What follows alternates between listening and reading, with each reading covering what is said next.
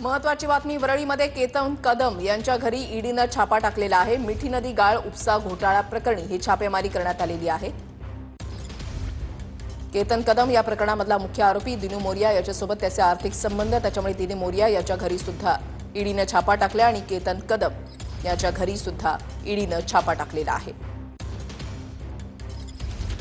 या प्रकरणाचा तपास जो आहे तो गुन्हे शाखेकडून सध्या सुरू आहे। मिठी नदी गाळ उपसा घोटाळा प्रकरणी ही छापेमारी करण्यात आलेली आहे। 65 कोटींचा घोटाळा झाल्याचा आरोप आहे आणि वरळीमध्ये केतन कदमच्या घरी ईडीनं छापा टाकलेला आहे।